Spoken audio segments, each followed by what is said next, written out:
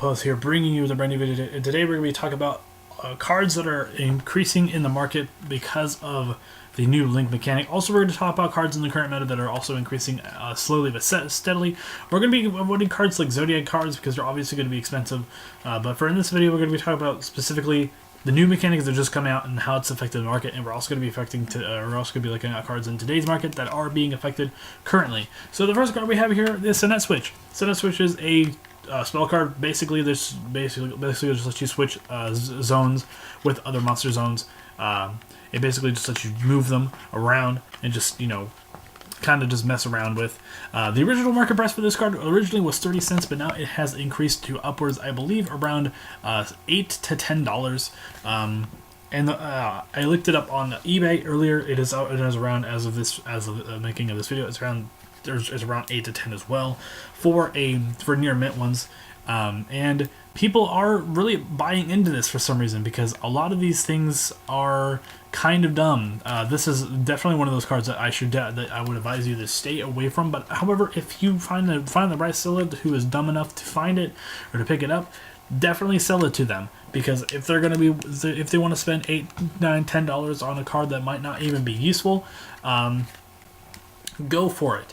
But I do see the theory behind this card because basically the theory around this card is that you target your one monster in your field zone, particularly a Synchro, Fusion, or Xyz monster. You switch the zone to another zone that's not occupying a link space, and then you get to basically just Xyz summon again in that same link space that was being used.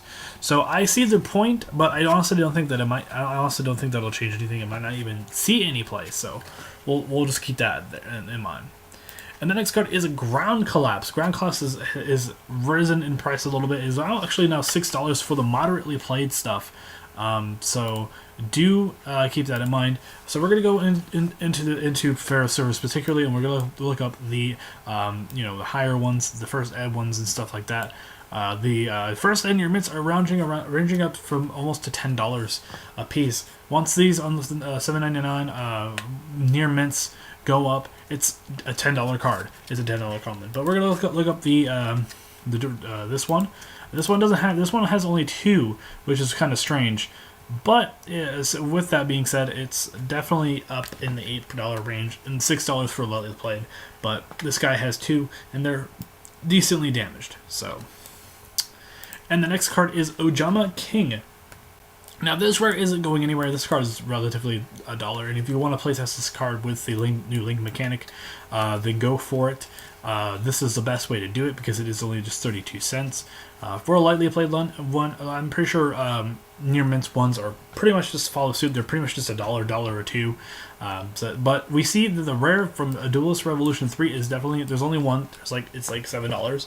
But I'm gonna look up the ultimate rare right now. Ojama, whoa.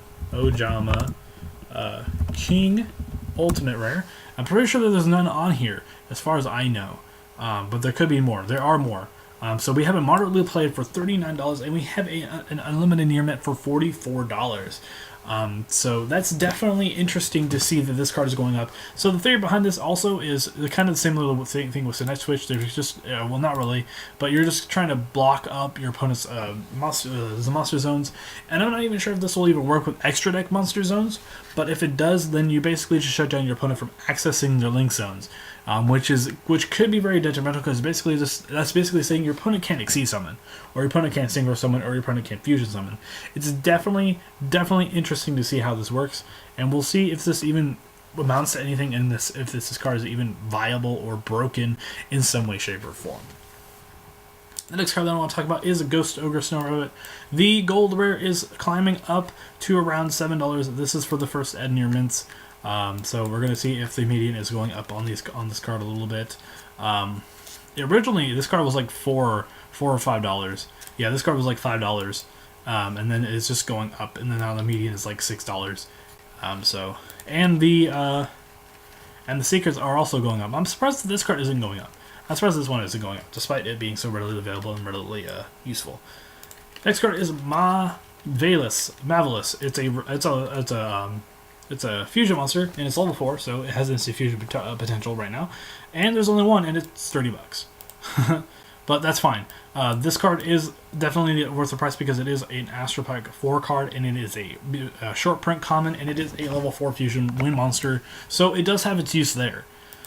Next is Vanity's Emptiness. We see that the other copies are going up. We see that this one is going around $5 to $6 for just a regular one, and we also see that the common is even higher than that. We see it going up to $6 to, I would assume, probably even higher than that, to about $8. So do keep that in mind when you're trying to buy this card. That picking up some supers probably is the best bet.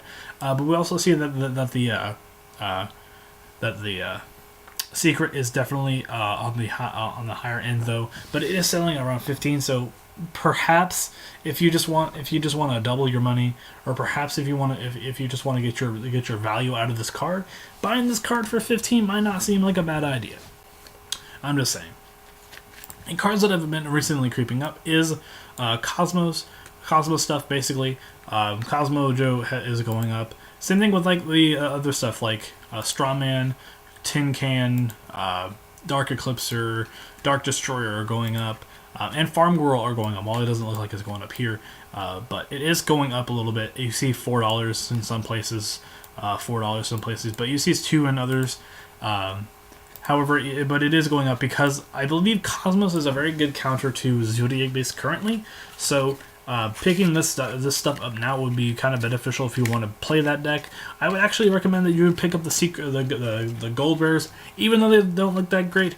Gold Bears are technically the cheaper versions of the cards, and that's pretty much just all that there is to that. You can see Gold Bear cards like Forerunner being 50 cents. This card is $1. Cosmotown's 40 cents, 74 cents, all of that stuff. But Tin Can is going to be the hard card. The Tin Can and Cosmo are going to be cards that are going to be the difficult cards, and so is Dark Eclipser, because you need 3 of these each card, and they're like, this one's like 8. Cosmo was like 8, and I believe Dark Eclipser is like 10, 11, possibly even higher, like $12 around there. So yeah. Anyway, guys, tell me what you guys think about this in the comment section down below. Tell me what you think tell me what you guys think about these 3 cards in particular going up, and tell me what you guys think about the rest of the market in the comment section down below. I'll see you guys in the next video. This has been Team Metamorphos, and I will be signing out.